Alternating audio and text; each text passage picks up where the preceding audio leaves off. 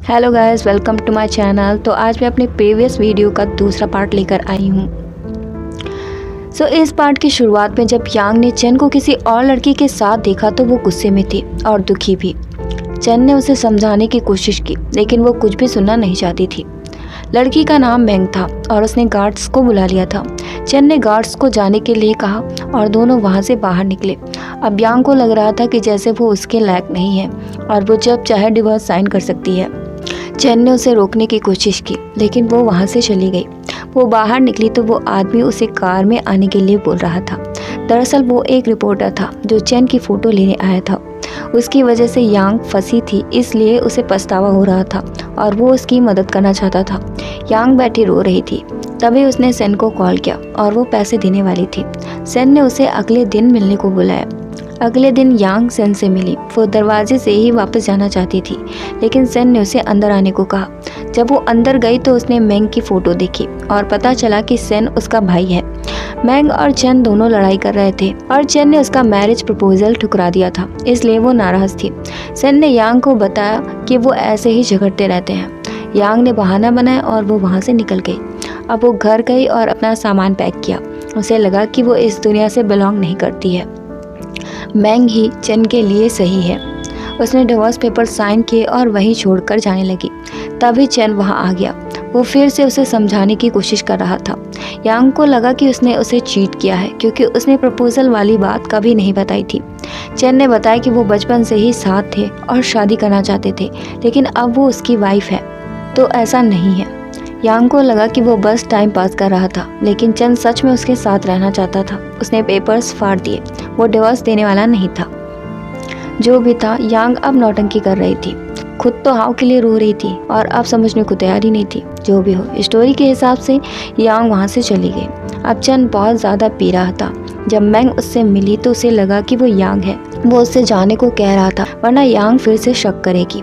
मेंग को अब और गुस्सा आ रहा था क्योंकि वो किसी और लड़की के लिए उसे छोड़ रहा था। उसने पूछा कि यांग में ऐसा क्या है। चेन ने बताया कि उसके आने के बाद उसकी लाइफ प्लान के हिसाब से नहीं चलती। उसे नहीं पता कि वो उसे क्यों पसंद करता है, लेकिन वो उसे डिवोर्स नहीं देगा। मेंग को गुस्सा आ रहा था और वो गिव अप करने को तैयार नहीं थी। सेन ने एक एविल स्माइल दी और वो बोल रहा था कि वो उसका साथ देगा। अब सेन बैठकर पी रहा था। तभी वहाँ से यांग गुजरी। कुछ नशेड़ी उसे छेड़ने लगे तो सेन ने उन्हें मारकर भगा दिया, लेकिन अब उसे उसके साथ ड्रिंक करना था। सेन ने पूछा कि वो आधी रात में वहाँ क्या कर रही थी। यांग ने बताया कि वो सपनों से भागना चाहती है। उसने एक अच्छा सपना देखा था, लेकिन शायद उठने का समय आ गया है। सेन उसकी बातें सुन रहा था। दोनों ने बहुत ज़्यादा पी ली थी और यांग बहुत रो रही थी। वो चेन से नफरत करती थी क्योंकि उसके पास पहले से ही मेंग बिंग थी, तो उसे ऐसा नहीं करना चाहिए था। सेन ने पूछा कि क्या वो इसे इतना पसंद करती है। हाँ, वो करती थी। वो रो रही थी और सेन ने उसे गले लगा लिया, लेकिन उसे चीचन से बहुत जलन थी। इसके बाद यांग बेहोश हो गई थी और सेन उसे होटल में ले गया। वो अपनी बहन की मदद करना चाहता था, इसलिए वो यांग के साथ फ़ोटोज़ लेने वाला था। अगली सुबह जब यांग की आंखें खुली तो उसने गुस्से में सेन से पूछा कि उसने उसके साथ क्या किया। अब उसे याद आया कि उसने क्या किया था। जब सेन उसके करीब आया तो उसे उल्टी आ गई। उसने इतना उल्टी की कि सेन परेशान हो गया। इसके बाद उसने शॉवर से ही सेन को भिगा दिया और अब उसने माफ़ी मांगी क्योंकि वो नशे में इतना गंदा बिहेव करती है। लेकिन उसके कपड़े किसने बदले? ये सेन ने नहीं बदले थे, होटल सर्विस ने किया था। उसे लोगों की सेवा करने का कोई शौक नहीं है। उसके कपड़े आने वाले थे तो डोरबेल बजी और उसे लगा कि कपड़े हैं और उसने दरवाज़ा खोल दिया, लेकिन वहाँ ढेर सारे रिपोर्टर्स भरे पड़े थे जिन्होंने उनकी फ़ोटोज़ ले ली। अब चेन ने ये सब न्यूज़ में देखा और उसे गुस्सा आ रहा था। इधर मेंग बिंग बहुत गुस्से में थी। हालांकि सेन को यांग की चिंता थी। वो कोई सेलिब्रिटी नहीं थी जो लोग उसे पहचान पाएंगे, लेकिन सेन स्कैंडल में फंस चुका था, इसलिए मेंग बिंग बहुत गुस्से में थी। सेन ने यांग से शादी करने के लिए कहा। उसी वक्त चेन वहाँ आ गया। वो बहुत गुस्से में था और उसने सेन को घूंसा मार दिया। दोनों लड़ रहे थे और यांग उन्हें रोक रही थी। वो थक गई थी क्योंकि चेन के पास पहले से ही मेंग बिंग थी। उसने सेन से कहा कि वो दया ना दिखाए, उसका दोनों से कोई लेना देना नहीं है। चेन उसे ज़बरदस्ती वहाँ से उठा ले गया। मेंग बिंग ने चेन की ऐसी साइड कभी नहीं देखी थी और वो गिव अप करने को बिल्कुल भी तैयार नहीं थी। इधर चेन यांग को उठा लाया। और उसके साथ ज़बरदस्ती करने लगा। यांग ने बताया कि उसके और सन के बीच कुछ नहीं है, लेकिन चन पागल हो चुका था। उसे लगा कि अगर उसके साथ हर कोई ऐसा कर सकता है तो वो क्यों नहीं कर सकता। यांग ने उससे भीख मांगी कि वो ऐसा ना करे। अब चन को एहसास हुआ और उसने माफ़ी मांगी। वो उसके साथ रहना चाहता था और उसे सब कुछ देना चाहता था जो उसे बेस्ट लगता है। लेकिन मैन बिंग का क्या? चन ने बताया कि वो उसे ही पसंद करता है और वो फिर से शुरू करना चाहता है, जिस पर यांग तैयार हो गई। नेक्स्ट डे उसने यांग को डेट के लिए बुलाया। यांग उसकी दी हुई ड्रेस को पहनकर उससे मिलने गई, लेकिन वहाँ रिपोर्टर्स आ गए और उसे धक्का देकर आगे चले गए। मैन बिंग ने वहाँ रिपोर्टर्स बुलाए थे और उसने सबके सामने चन को प्रपोज किया, लेकिन चन ने उसे रोका। उसने बताया कि वो मैरिड है और शादी नहीं कर सकता। यांग ने उन्हें देखा और वो वहाँ से भाग गई क्योंकि मैन बिंग ने उसे किस कर लिया था। चन उसके पीछे गया और अब रिपोर्टर्स मैन बिंग से सवाल कर रहे थे। सन उसे वहाँ से ले गया। इधर चन यांग के पास आया और उसे रोक लिया। उसने सबके सामने उसे प्रपोज किया और यांग ने हाँ कही। मैन बिंग को जलन हो रही थी क्योंकि उसे लगता था कि वो परफेक्ट पेयर है, तो वो उसे छोड़कर यांग के पास क्यों गया। सन ने कहा कि वो उसके साथ है, लेकिन मैन बिंग ने उसकी बेइज्जती की। वो उसे कुत्ता बोल रही थी क्योंकि उसके पास जाने के लिए कोई जगह नहीं थी। सन ने कहा कि उसके पास रहना भी उसके लिए बहुत है। इधर यांग अब दुल्हन की ड्रेस में थी। चन को वो दुनिया की सबसे सुंदर ब्राइड लग रही थी। वो दूसरी ड्रेस ट्राई करने गई तो सन उसे बेहोश करके वहाँ से ले गया और मैन बिंग के सामने पटक दिया। मैन बिंग गुस्से में थी। उसने सन को थप्पड़ मारा क्योंकि वो कोई बैंडिट नहीं थी। उसने उसे जाने देने को कहा। सन ने कहा कि अगर वो गया तो वो दोबारा नहीं आएगा, लेकिन वो उसे जाने देना चाहती थी। उसने चन पर पानी फेंका और होश में आते ही उससे जाने को कहा। सन अब बहुत गुस्से में था क्योंकि वो मैन बिंग को कुत्ता लगता था जिसने काटना सीख लिया था। सन ने मैन बिंग को ज़बरदस्ती किस कर लिया क्योंकि वो उसे शुरू से ही पसंद करता था, लेकिन उसने कभी भी उसे फील होने नहीं दिया। मैन बिंग को कुछ समझ नहीं आ रहा था।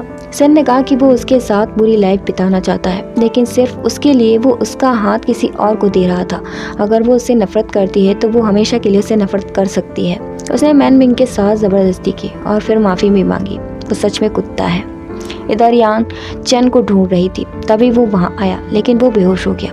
अब वो हॉस्पिटल में था, तभी कुछ लोग वहाँ आए और बताया कि उसके मॉम डैड जो कंपनी चलाते थे वो बैंक करप्ट हो गई है। क्या वो अब भी खुद को चन के लायक समझती है? वो चन की बहन थी। उसने उसे पैसे दिए और जाने को कहा, लेकिन यांग ने ये लेने से मना कर दिया। उसने चन को होश में लाने की कोशिश की। वो आदमी उसे पकड़कर ले जा रहा था, तभी चन को होश आया। उसकी बहन ने कहा कि वो दोनों साथ नहीं हो सकते।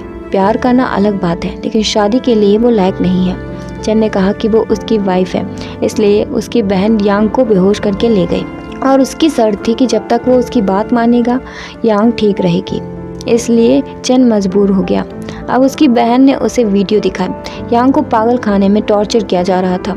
उसकी बहन चाहती थी कि वो मैन बिंग से शादी कर ले क्योंकि ये उनकी कंपनी के लिए सही था।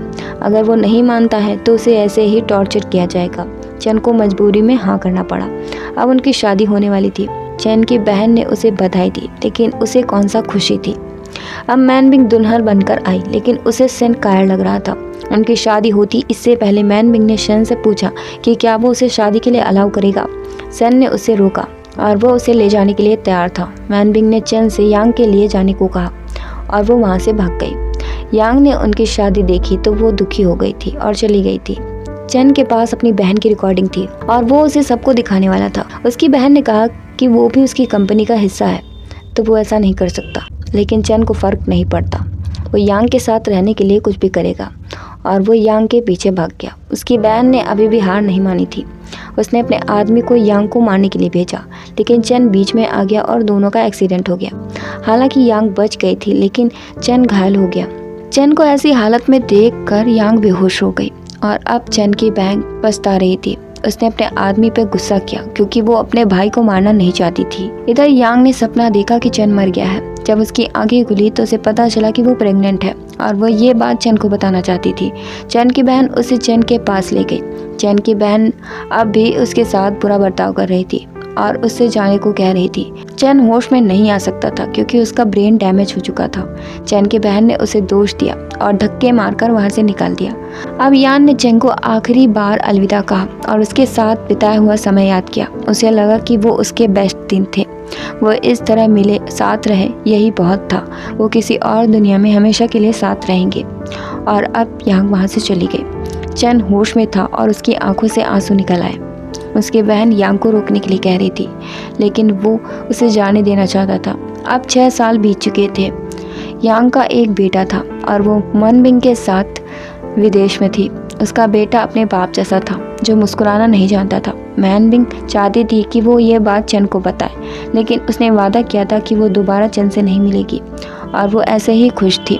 अब उसका बेटा खेलने गया तो चैन से टकरा गया। चैन अब अपाहिज हो चुका था। फिर भी यांग उसे देखकर मुस्कुराई और यहीं पर इस स्टोरी का एंड हो गया। Thanks for watching guys. Please like, share, comment and subscribe.